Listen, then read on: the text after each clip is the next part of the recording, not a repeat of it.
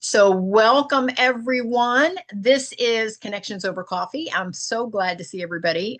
Carmella, we were just chatting about her crazy busy weekend, and Debbie, I haven't had a chance to connect with you for a while, so I'm excited to spend some time with you, girl.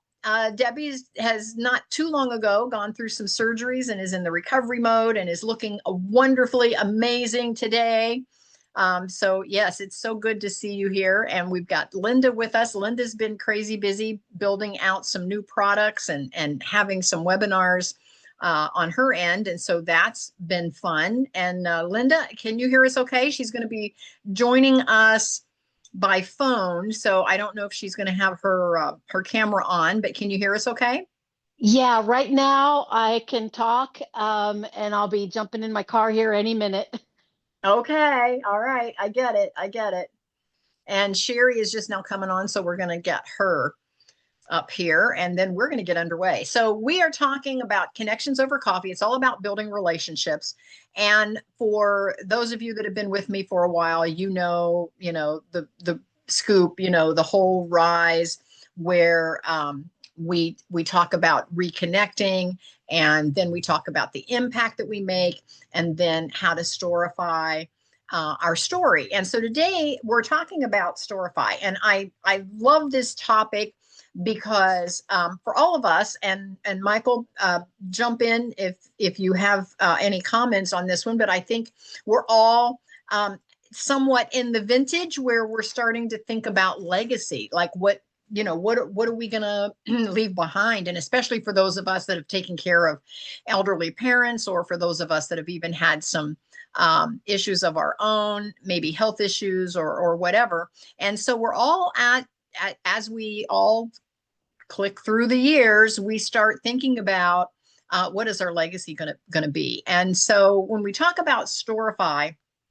it's our story. What are we going to leave behind? Mark and I just had this huge conversation the other day about his dad. And one of the things that we were talking about is we said, how many generations are going to go by and they're not even going to know who Gramps was? They're not going to remember what his voice sounded like, or his funny little quirks that he had that were so endearing to us. Or even, what he believed in or what he thought. And he's going to practically disappear, because when I think back about my grandparents or my great grandparents, I can tell you very little about them.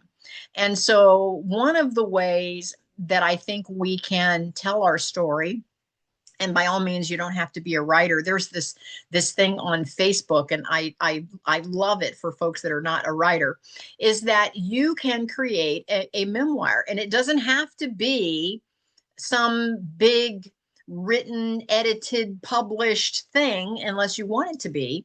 But there is this thing on Facebook, and maybe some of you have seen it and can even enlighten me as to what it's called, because I didn't make a note of it. I just happened to see it in scrolling, where you pay for it, you sign up. I don't know, it's under $100, and they send you a couple of questions a week, and you answer the questions, and it goes back to this company. And they put it together and bind it in a book, and you can submit pictures to go with the different questions that you've answered. And they actually bind it in a book and turn it into a nice little story for whoever it was that answered the questions and sent in the pictures. So this is a perfect way, if you have a mom or a dad or an older sibling or a spouse, or even yourself, if you're like, you know what, I don't think I'm going to sit down and write and put my story down as to what I stood for, or as to what I liked and what I didn't like, and what my life was like. But this is a perfect way to actually create that memoir. Now, you can do it on your own. You don't have to buy a program to do it. You can write your own if you're a writer.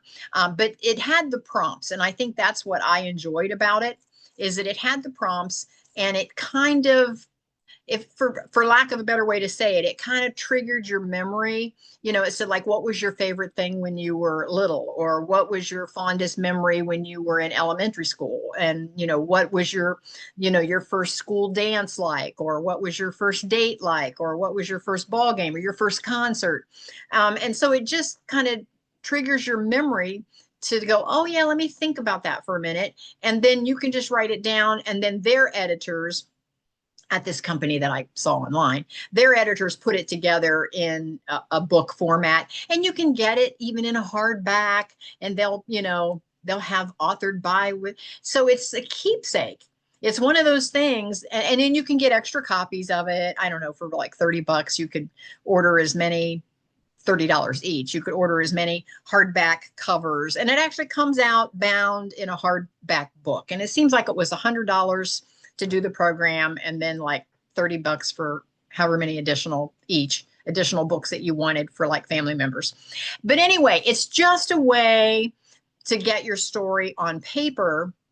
If it's something that you keep thinking you're going to do and you just never quite get around to it, it's a quick way to get, because you're only answering 2 questions a week. And so in like 6 months, you're done, and you get your book. And so a lot of times folks are doing it for Christmas presents or a birthday present or an anniversary of the parents or whatever. So the question today, because we're talking about storifying our life, and by the way, Gramps did write a book. It wasn't his memoir, but it kind of was, because it was his thoughts on things. And I don't know if you guys remember his book, but yes, but he did write a book. Yes, Michael. Just real quick, do you know what that's called? It sounds very interesting.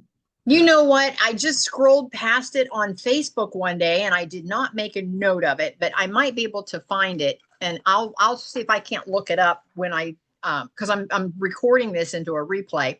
So Okay. I'll see if I can't look it up and find it.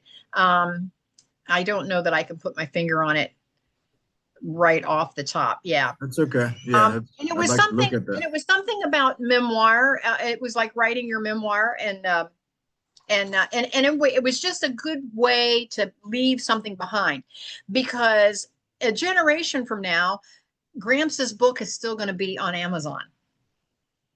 A generation from now, folks can still go in and buy his book.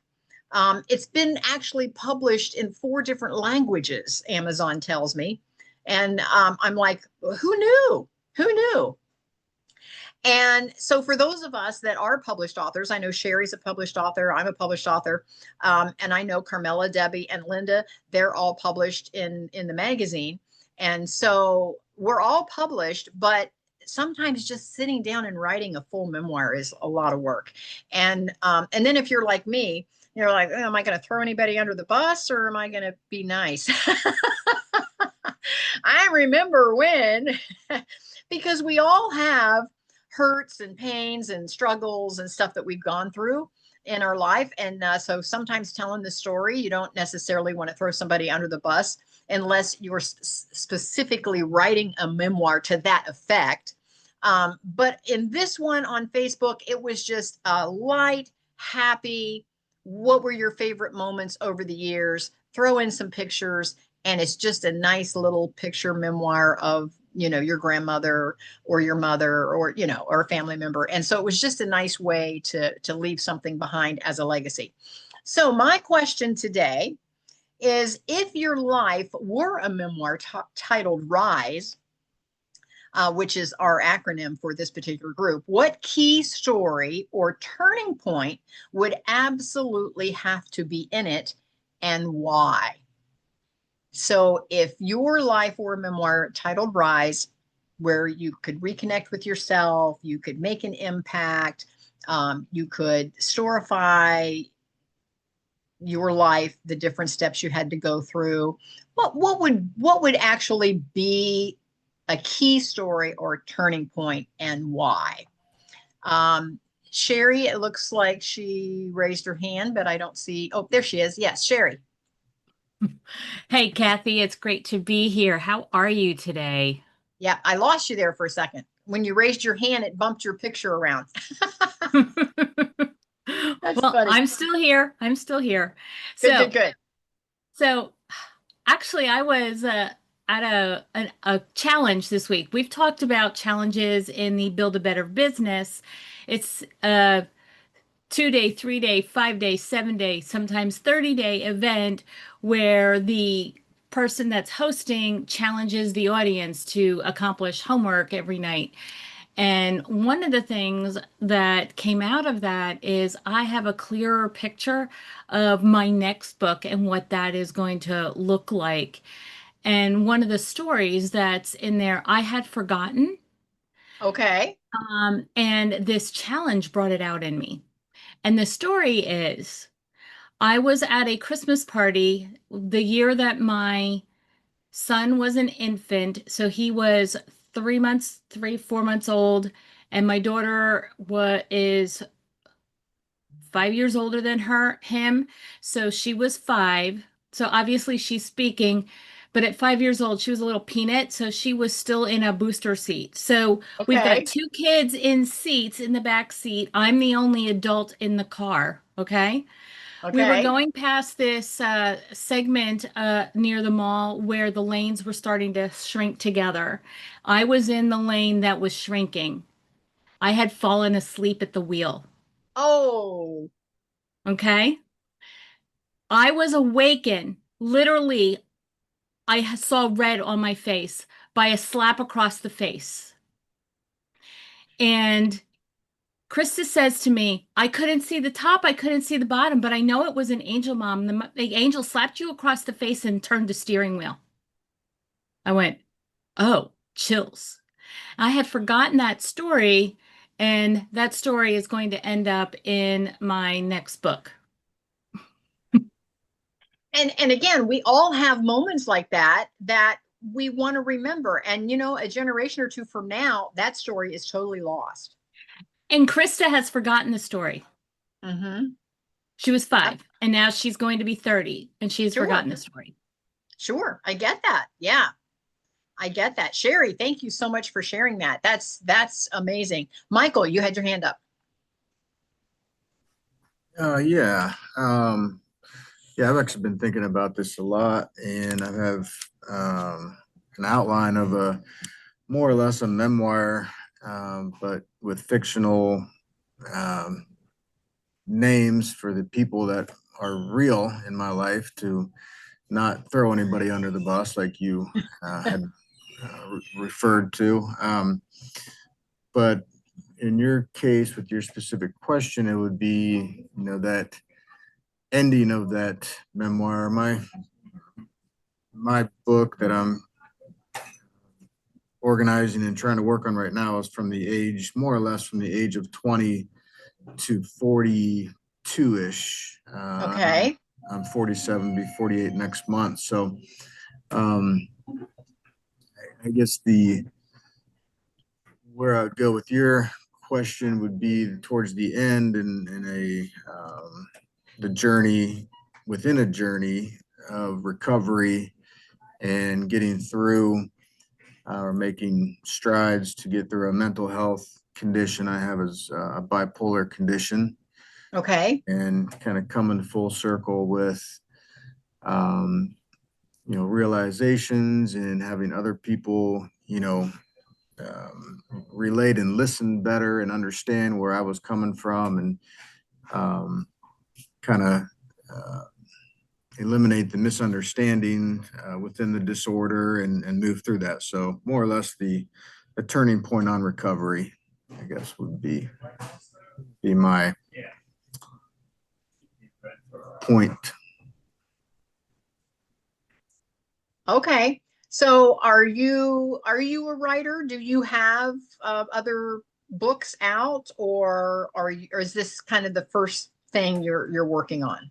It's the first one. Okay. Don't have anything published. I'm trying to work through that. I've got a long way to go, but it's all, it's very vividly in my mind and notes and everything. So it's just a matter of Okay. finding the time. And if I had a vacation somewhere by the calm blue ocean where I could relax, I would be able to do it, put the whole thing together probably in about 3 weeks. So, but All right. Got a long way I to go. found the information you were looking for, Michael. Okay. It's the ad. It's their feature is called My Life in a Book. But the company I think is called Storyworth. And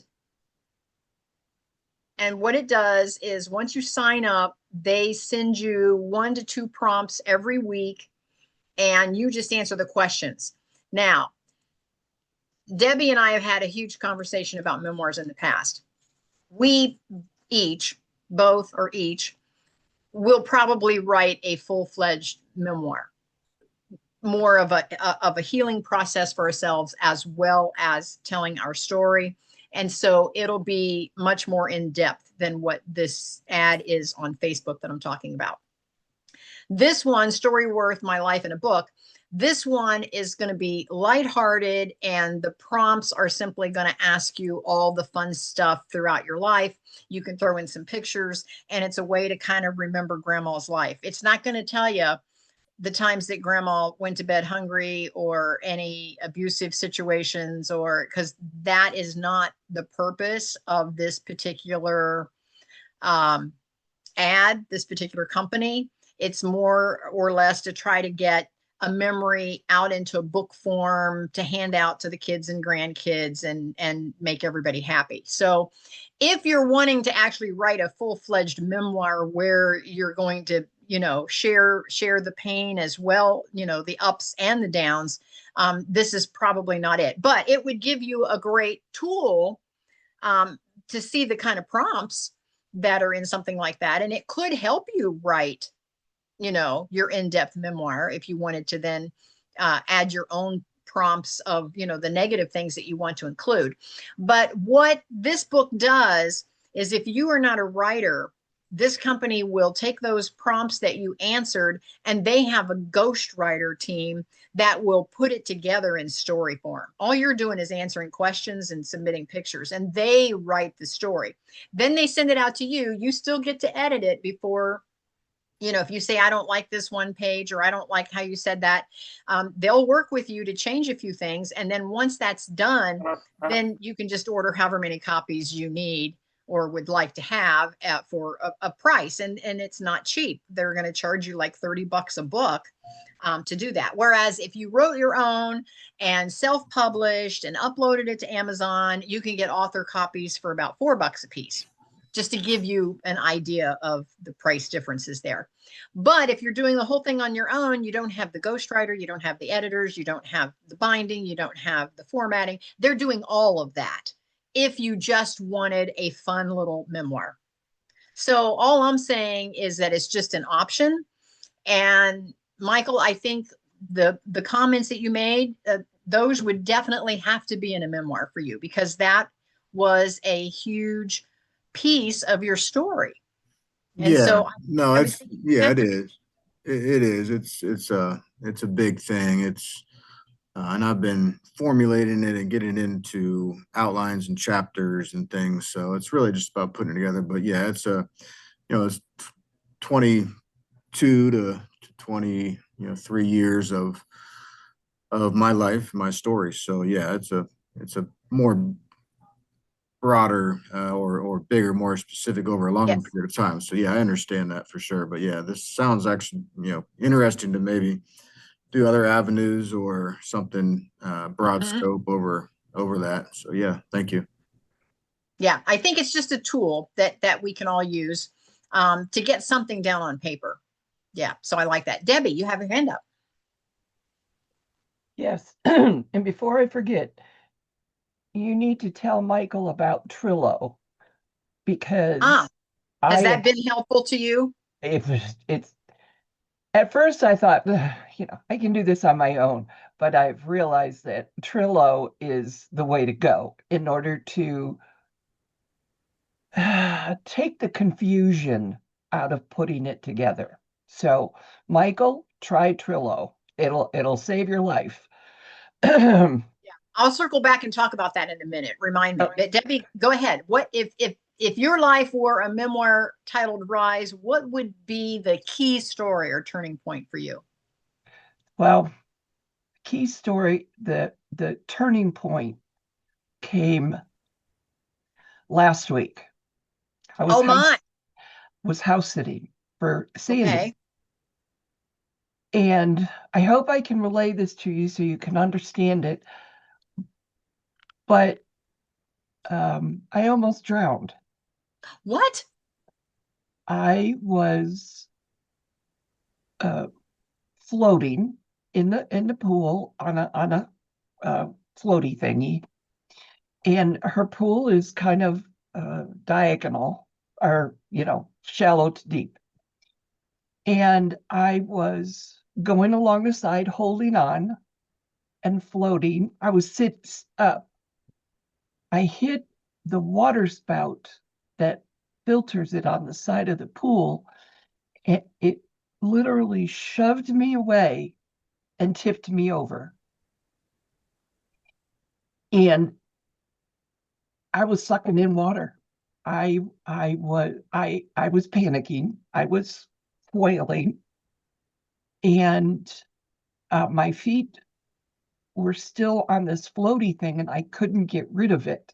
I was trying to kick it away, and the next thing I know is I see a vision of myself lying flat in the pool, face down, and my family finding me.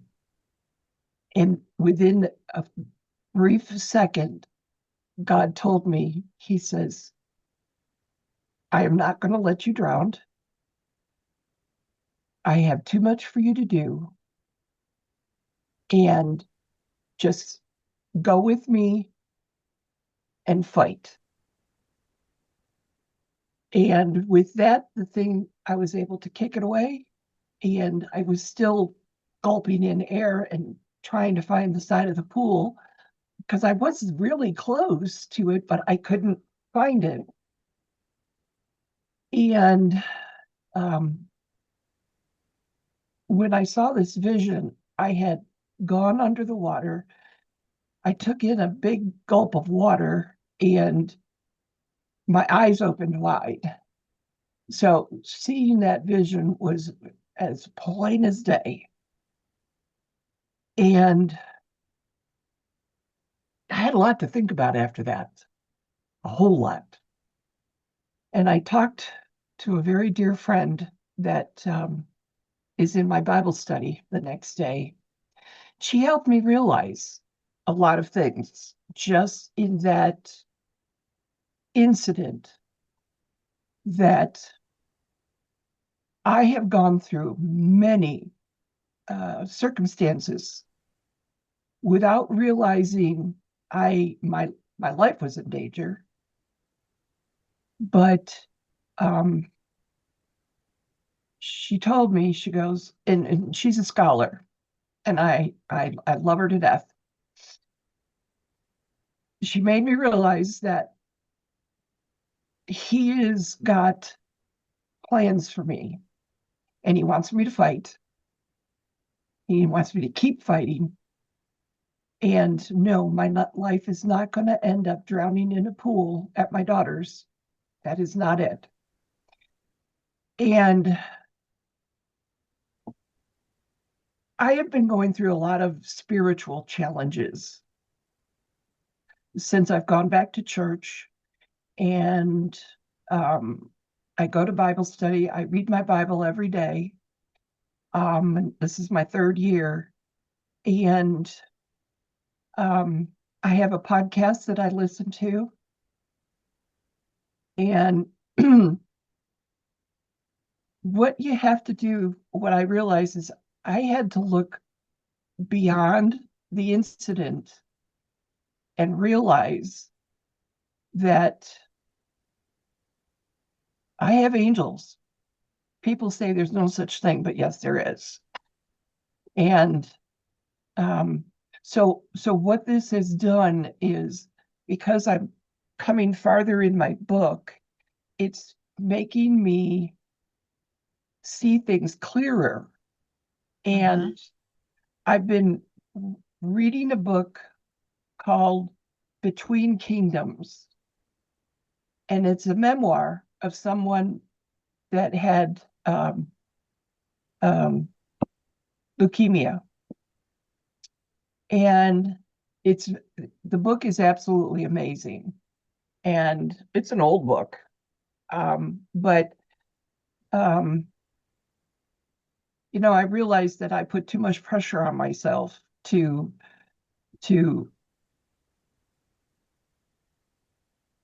be somebody for somebody else, to not be myself, and it's not worth it. So as you can see, it's still very fresh for me. And Wow, Debbie, I guess that's shocking. it is because, and for those of you that back in 2002, I can remember it because I was separated from Rick and I was living in Hocking Hills. And so vivid today. I was driving to work. I was going over 33, and I just happened to look to my right, just to see the traffic coming down the road. And the next thing I know is I'm hearing "go around," and I turn and I look, and the car that was in front of me decided to stop. And the angel told me to go around. And I went around. I didn't question it. I didn't hesitate. I did it. And to this day, I don't even know how the heck I fit between that car and the bridge abutment. And But you went around. I went around. And so, it's like incidents that have happened in your life. Sometimes it's just not meant to go by the wayside and not remember it. Now, So, are you putting these little snippets of stories in your Trello board so that you don't forget them? oh yeah. Well, that Because first, these stories are so easily overlooked when we're trying to look at the big picture. We overlook at a lot of the little stories that really right, are impactful. right. And I can visualize me going around the car. And to this day, I don't know how I fit because I remember seeing the side mirror so like right on that car. And so it's just little things that you've got buried in your mind. And it's amazing when for me, it's when faith has stepped into my life now so much that things come out, things get revealed. You suddenly, these little flashes you remember. And so I guess that's what I'm saying. This is what kicked me off into answer your question.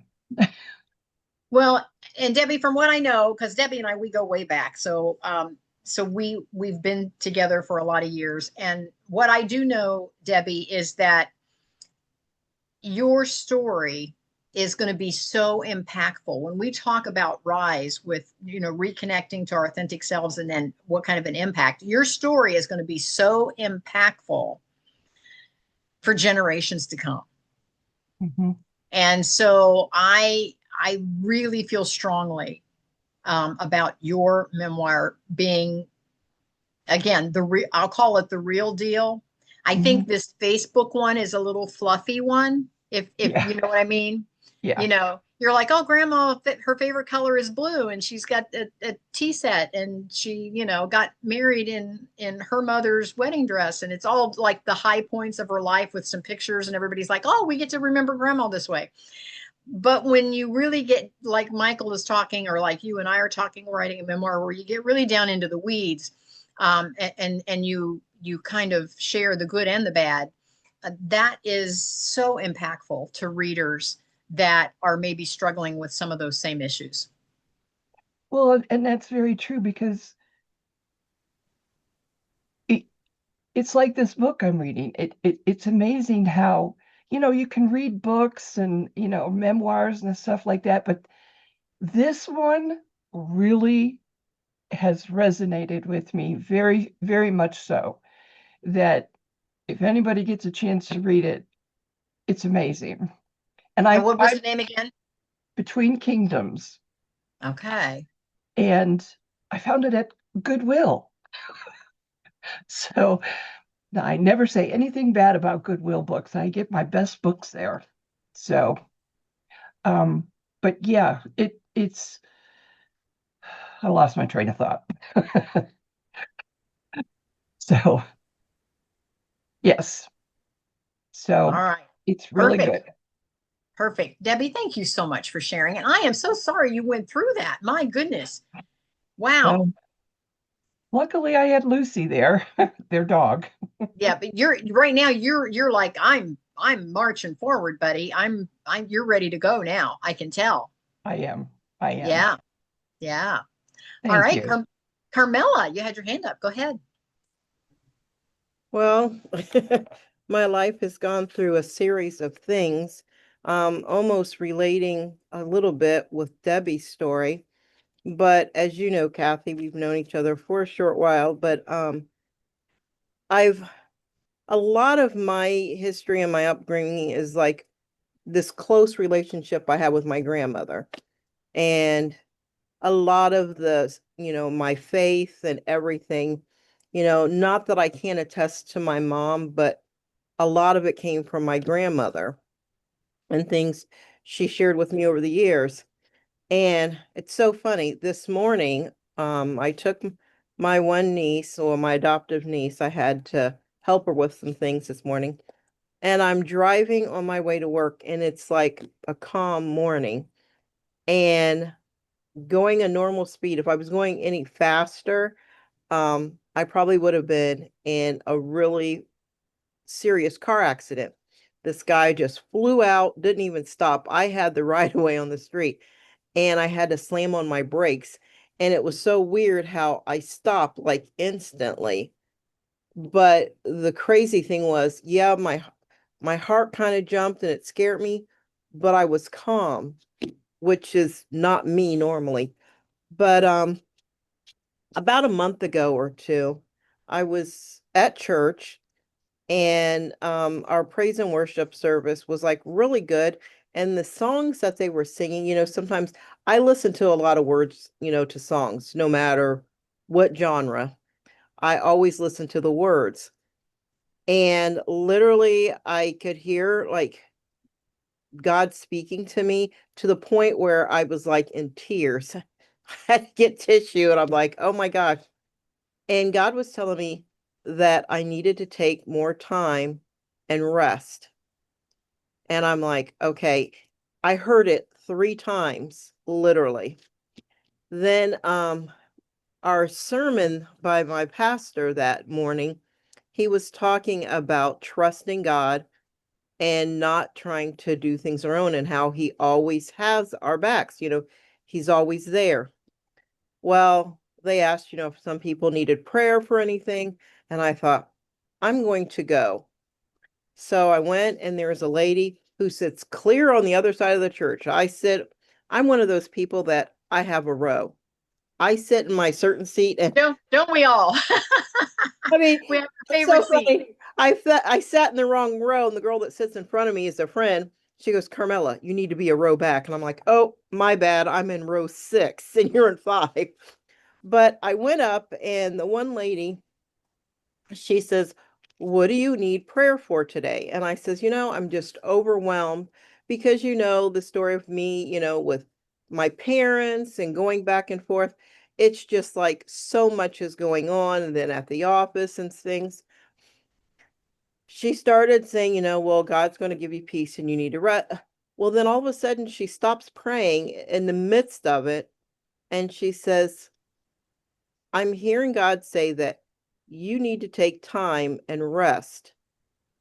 And she says, you really need to rest and just, focus on your relationship with him because he's got a work for you to do. That made me cry even more because I'm such an emotional person and baby. And then later she said, he says, if you don't rest, you won't survive. And that was very scary and traumatic for me, all these emotions. And then and this probably was towards the end of May. Then June 1st, I go to high school graduation, Shawnee, where Jade graduated. We had a lot of kids, like 6 kids from church that graduated from this school. So I went because a lot of them, they're like my adoptive kids. Mhm. I was planning on going to a party, at one of the kids' house. They were having it that day. I get a frantic call from my sister-in-law, and she said, "Your dad called. Something's going on with your brother, and he hasn't talked to him today." And she goes, "But I haven't talked to him since last night. We talked last night." And I said, "Well, what did he say?" And she's just hysterical. And I said, "Calm down. Let me call and figure out what's going on." I try to call my brother Nathan. He doesn't answer. I try to call your niece Danny. She doesn't answer, which I ended up giving them lectures because a lot of times they never answer a call. And I go, it's not like I call you all the time to have Right. a normal conversation because we text. But if I'm calling, there's a reason. So you guys need to answer the phone. So, and I called my daughter, and come to find out, long story short, I end up calling. It's like, I just had this thought. It's like, call your aunt. And I'm like, why am I calling her? I called her. She answered. She says, "You need to get to Marion and you need to have Farley drive you." So I knew it wasn't good. Come to find out, Latance and I both were, he was helping me out a great deal with taking care of my parents. He could handle my dad. My dad would listen to him more so than me for whatever reason.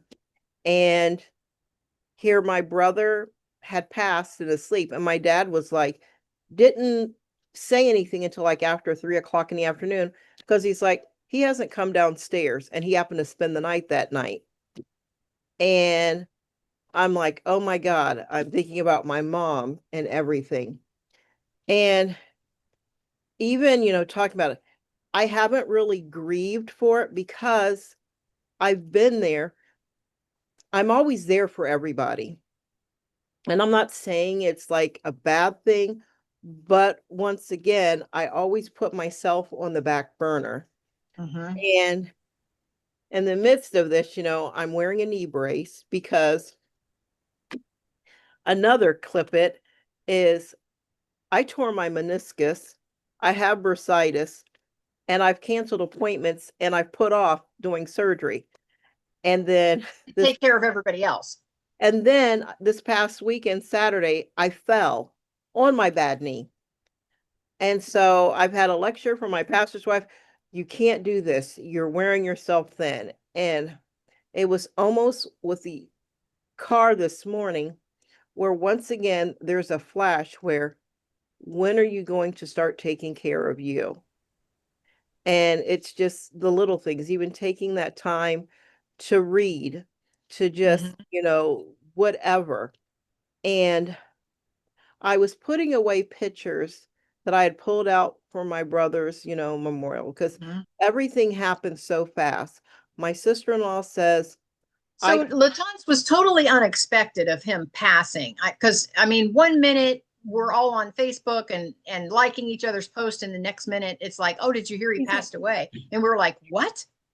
yeah, and it was like I just saw him that Thursday, and this was a Sunday, and I go, I never thought that would be the last time I would talk to my brother, who was younger than me. He had just turned 52 in January.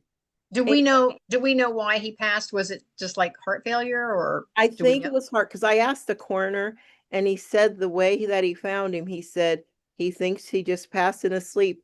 His heart just, and here I didn't realize it. But the crazy thing is, I was going through putting away pictures, and I'm looking at all these pictures, and it's like he was so happy and go lucky, Everybody, loved him. It's like, oh my gosh, he was so funny, to hear stories that people told me. And then I looked at a couple recent pictures and I saw a sadness, and I'm like, why didn't I? And once again, I saying, Carmella, you weren't on it. Why didn't you see this in your brother's eyes? Where like there was like that emptiness. And I know he had gone through a lot with his wife over the past year because, I mean, she has a drinking problem and she just wouldn't deal with things. And she took off at one point and, they had separated and he went back and was trying to work.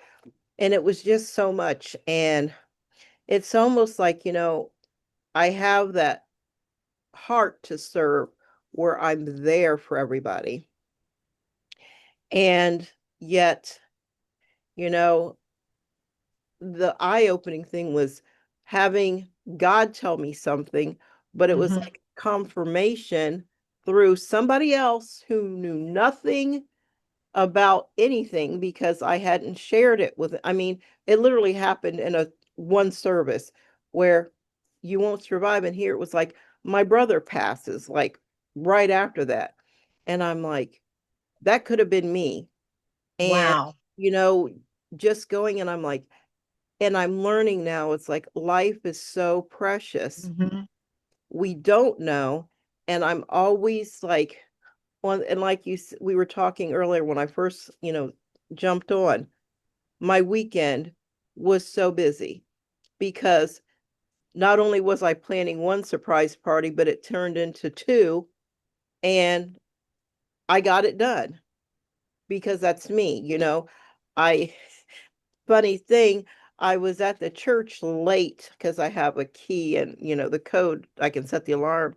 I was in there late Friday doing last minute things. And our pastor's wife called because her daughter was there. And they said, she wants to talk to you. And she's like, Carmella, why are you there? And I'm like, oh, I want to make sure Vacation Bible School starting Sunday is going to be perfect. You've done enough. You need to go home. Don't make me call security. And then I'm thinking, the two security guys at our church are in the 70s. And I'm like, I'm not worried. I'm 2 minutes away from my house. So by the time they get there, I'm gone. But once So again, have you made plans on what you're going to do for you? Have you set aside some time for some self-care? actually, I'm supposed to be leaving next week to go to Maryland. Okay. And I said, that's going to be, actually, I was going to start, today, but I have Vacation Bible School, which started last night. And I'm like, I'm working today. I go to that. That's over with it from 6 to 8. Mm-hmm. At 10 o'clock tonight, I have to go to the bowling alley because I'm on the board for an organization that is Connect Youth for Mental Health. So it's basically, working with youth that deal, because ever since COVID, mental things, whatever they go, going through. So I'm one of the adult leaders in that group. They're having a lock-in again, a second lock-in at the bowling alley where we do activities with them. And I'm there till 7 in the morning. So it's like, and my knee, and I was told, you shouldn't go. Well, I mentioned it to the lady that's over it. I can't do this without you. I can't be down one person, and you're my main person, am I Oh. right? So I'm like, I gotta go. But And do you have something on the schedule at least out a few days from now, something where you're going to get someplace where you can just hide from everybody wanting a piece of you? yes, well, I said, I think, Thursday is Addison's birthday. So I said, maybe I would surprise. She had a party Saturday, and I already have. Mhm. And when they throw parties, usually they plan them, and my calendar's already booked, so you Yeah. have to catch me early. So I thought about, doing something and maybe like having a spa day with her where I just kind of take off Yeah. and go. But then also Friday, I took Friday off because I know this is me going, but it's fun.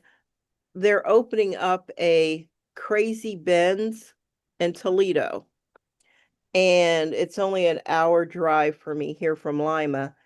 And basically it's a Target outlet store. Okay. I love Target. All We right. That'll love a be fun. Target. Yeah. So I Yeah. thought, you know what? I just want to go, and I'm meeting up with an old coworker to check out a store. And Good. it's like, I'm not rushed or anything, but I can just ride and then just chill out, and then we're going to have lunch. And that's like my day. And I contacted my daughter and I says, maybe one day during the week you can take a day off. I'll come over the night before, spend the night, and we'll have like a mother-daughter day. Yeah. Whatever, because my daughter is a prime role model for me, because she's like, Mom, you go too much. I ask her, well, what's your weekend consist of? Well, I'm probably going to be hanging by the pool reading a book.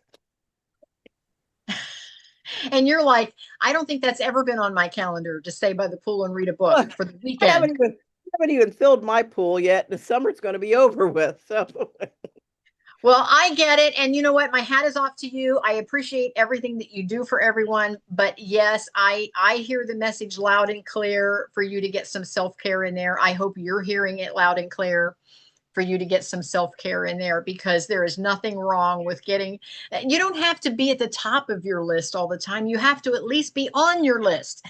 right. And and that's one of the things. And last weekend, I had invited Caden to come over. I had Mhm. invited the whole family, but it ended up being a day with just Caden and I. I took him to Wapak, to the Neil Armstrong Museum, because it was Moon Week.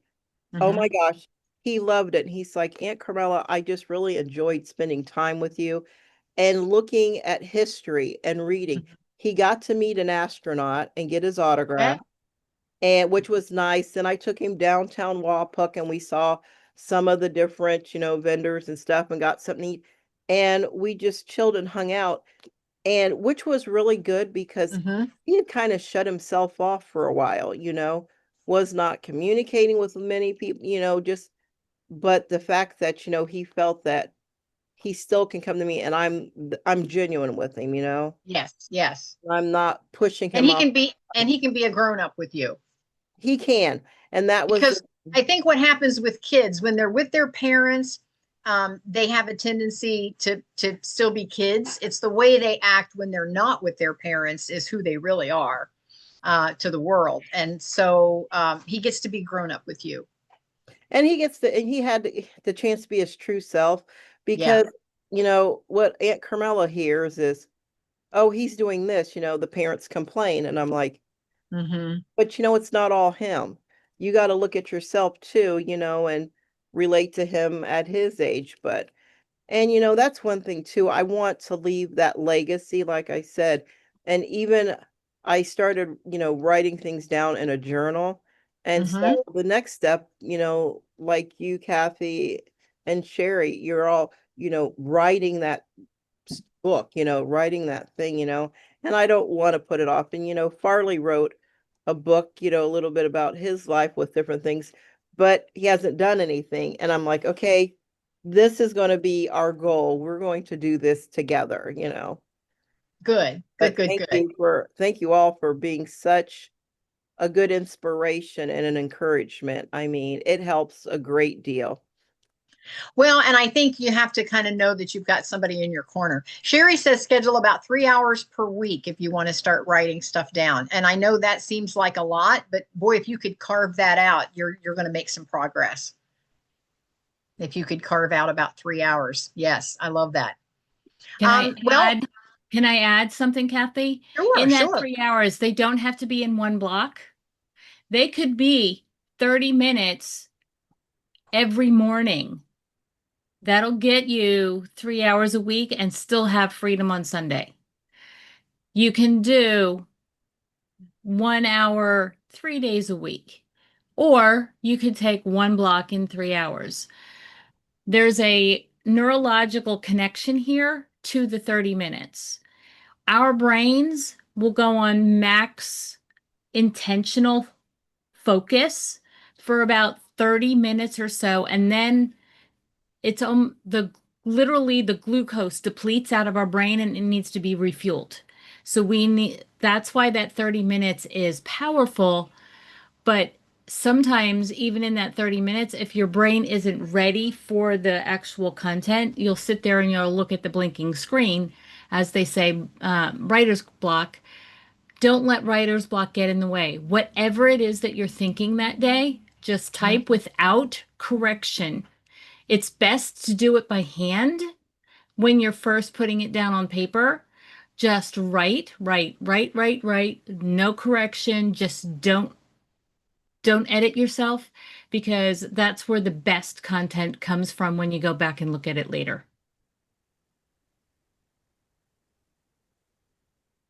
Now, I do have one thing that I can add to that as well. And then I want to jump over to Linda. I don't know if she's still driving or what her situation is there. She's been very patiently just hanging in there with us. But Carmella, one of the things that I like to do, and Sherry, maybe if you have any comments on this, I like to actually turn on my Google Docs and do my little microphone on my phone. I like to open up a Google Doc on my phone, hit the microphone when I'm doing my morning walk, and then I can just talk. Because if I'm going to walk for half an hour, I can talk and tell a story for half an hour. And then, to go back to what Debbie is saying, I can then copy, and I can edit it a little bit if I want when I get back in front of my computer. And then I can copy and paste it over on a Trello card, because I don't know exactly where that story is going to fit into the overarching story. But I know it's the story that I didn't want to forget, that I want to include in the book. And so then I can put it on a Trello card and name the story. And then on the Trello board, and again, I said I would talk about this, so Michael's going to come back and listen to the replay to hear this part. On the Trello board, once you fill in the cards, it's almost like having a bulletin board on your wall of index cards, and you can pull the push pin out and say, okay, this should go in chapter 4. No, I think I want it in chapter 3. Oh, maybe it should be in chapter 6. Well, you do it electronically. You just click on the card and you can scoot it all around on your Trello board and drop it wherever. And it's infinitely changeable. If you go, oh, I changed my mind, I don't want it there after all, you can move it yet again. And it's a great way that once you get all those little snippets of stories, it's a great way then to organize in what order you want to tell those stories in the book. And so it's an electronic bulletin board is all it is. And I use it all the time. So Debbie, thanks for bringing that up. So to add to Kathy's Google Docs, as long as you are doing an activity that doesn't require brain power. Yeah. For example, you could be driving the car, not in a stressful situation. You want to be driving the car kind of in that zone, automatic state. I'm getting a phone call. Sorry. You could be doing laundry. You could be walking. It doesn't matter. Movement will add to the story. Your brain will get refueled with glucose as you're walking or taking care of the task. So as long as you have something on to do an audio record, you can do that as long as it's not a cognitive task. So an automatic task. Which is why walking works for me. Yeah. So I was thinking about this, Carmella. You were sitting there sorting papers for Vacation Bible School or something. If you had the doc open on your phone, you could be sorting papers and just talking, and it would record your conversation to yourself.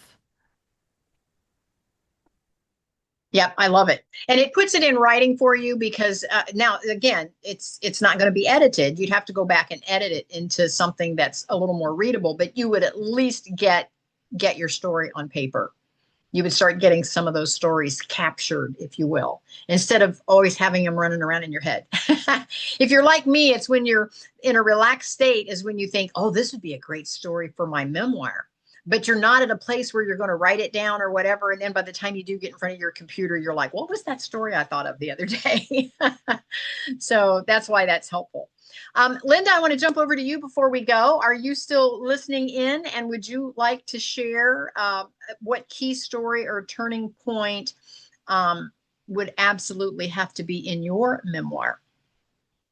Well, I have been listening, but honestly, I've just been so completely present and listening to what these amazing stories have been that I really haven't been able to separate myself to think about my own stuff. I guess what I would just say is that I'm on a continual path of becoming, and I'm becoming more and more true and centered in who I am and who I'm meant to be. And it's still a continuing journey, but I am thrilled to be closer to where I want to be than I ever have been. And I'm highly motivated to continue. Well, I tell you, I'm watching you from a distance, and it looks good on you. Oh, thank you for that. Yes, it definitely looks good. It is Could exciting to blossom, you know? Yes, yes, and to be authentic and to just settle into who you were meant to be. Yeah, I mean, so many years I was helping other people achieve their dreams by bringing my skills and talents and insights. And now it's interesting because I am, I'm seeking for a word.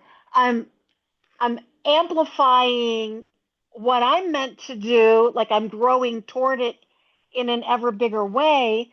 But as the saying goes, maybe Zig Ziglar, if you help people get what they want, you're going to get everything you want. And so, what I'm doing to serve others in my business endeavors is enabling them to grow in ways that they hadn't anticipated, and I'm benefiting as well. I can appreciate all of that.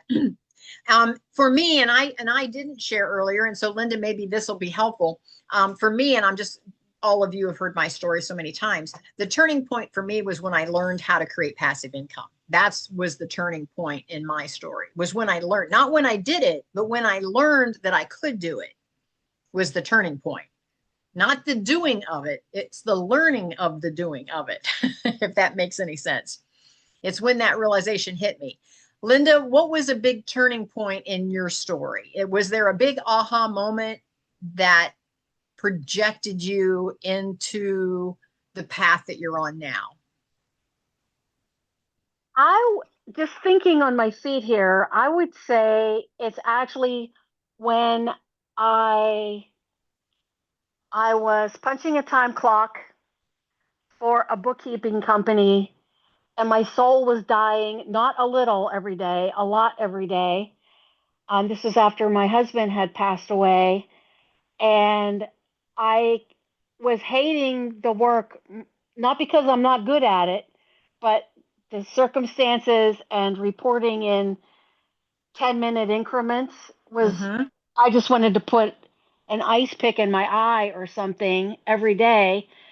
And I just knew that I had to branch out and do what I needed to do. And similar to what you said, Kathy, it was like, I am going to start speaking and training at every possible opportunity. And I was offered, my a paid gig there, and I had already done a paid speech. I got $1,000 for a 6-minute presentation, which I thought was pretty good. That was before I worked for the bookkeeping company. But but I just knew that was where I really felt lit up, and that I was going to be heading in the direction that mattered to me, and that would make the most of the gifts that had been implanted in me and developed in me through a very long and colorful life story. I mean, and all the things that shouldn't have fit together somehow contributed to making me who I am. And I just really felt more alive than ever when I began to just take the reins and start getting engagements for myself. And that's what's really led to, step by step, toward what's happening now. And it was that aha moment, knowing that you could do that and that you wanted to do that. Yeah. And to think about a seed. Many years before, I had attended, what were those called? Something prior training events. It's like a whole chain of Yes. business trainings. And I attended one that related to the work I was doing at the time. And I looked at the trainer and I was like, I could totally do that. Yes. Yes. And that was, you could say, like the scales fell off my eyes in that moment too. Yes. I agree. I know exactly what you're talking about. And you're thinking, and they're getting paid to do this. Yeah, and I paid to sit here and I could do that. Yeah. Nope. I get it. I get it. I think we've all been there at some point where we've seen someone else do, and sometimes we have to see it because that lets us know. And again, not to be, not a disclaimer, not against what anybody is doing, but sometimes I say to myself, if they can do that, I can do that.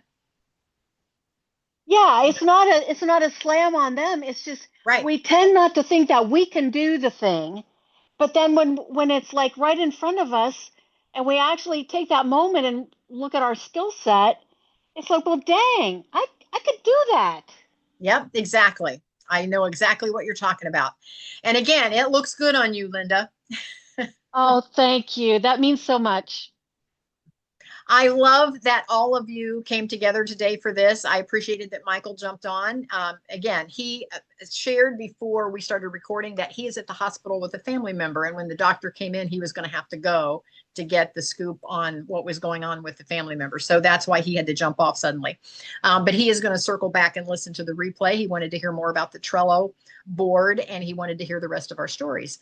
So I appreciate you all being here. Carmella, thank you so much for being my co-host, my co-mod on this particular call. And Debbie, I definitely want to get together with you. You're not that far away from me. So let's get together for a lunch or a coffee or something soon. Are you driving now out and about, Debbie? Yes, I am. Okay. Good.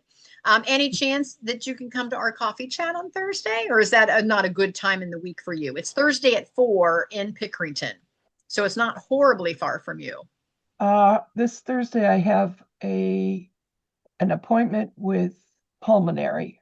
Okay, So, I knew you had some doctor stuff you were still doing in there. Yeah. Okay, all right. Well, keep us in mind, and we'll get together sometime soon. I appreciate you. I will. All right, ladies, take notes. Start filling out your index cards, whether it's for real or electronically. Get those stories down, and let's make a lasting impression for generations to come. Thank you, Kathy. Beautiful conversation. Yes. Thank you, you guys. so much.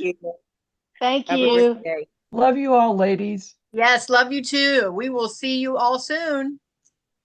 Bye. Bye, everyone.